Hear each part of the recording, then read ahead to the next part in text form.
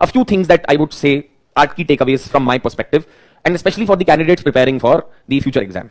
This is a verse from Gita, and that is कर्म की ऊपर फोकस करो और फल की इच्छा भूल जाओ.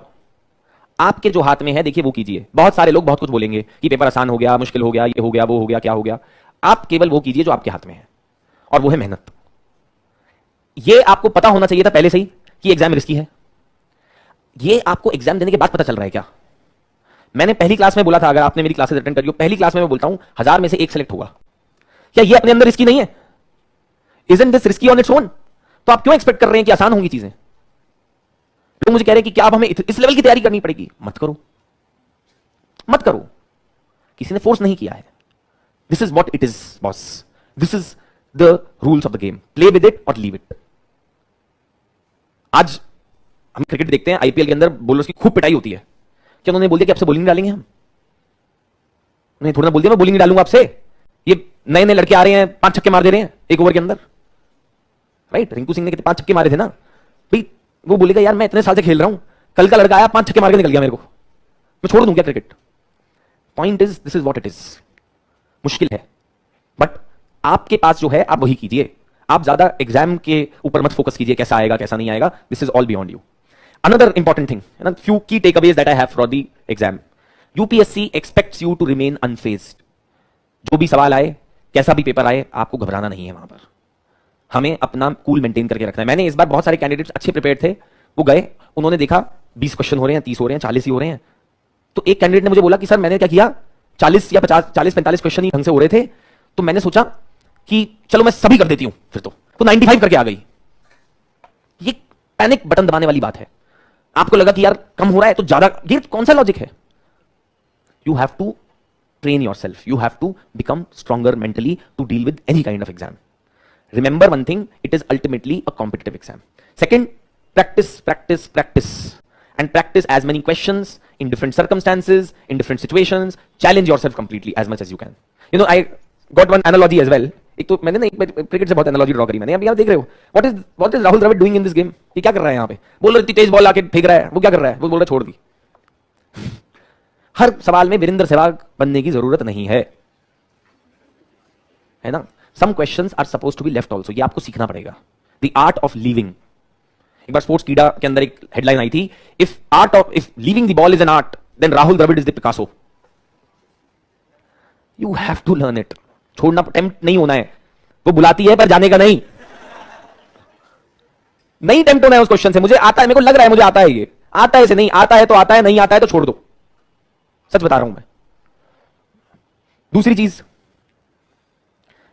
Please have a plan be ready after your first attempt. ये मैं बहुत सालों से बोलता हूं लोगों को, मैंने खुद ही प्रैक्टिस किया और मैं सबको ये बात बोलता हूं.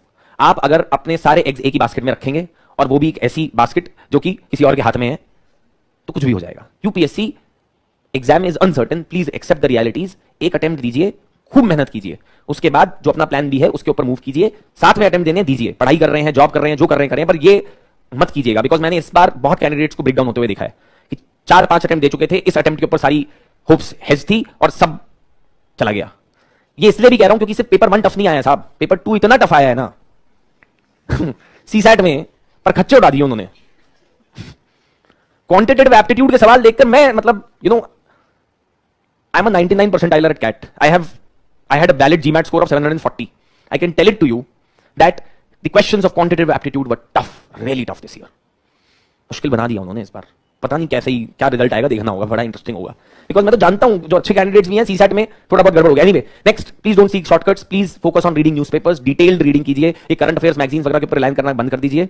उसको यूज कीजिए just to supplement your preparation. मैं स्टार्टिंग से कहता हूं, लोग मुझे आके बार बार बोलते थे सर ये कर लें, हो जाएगा.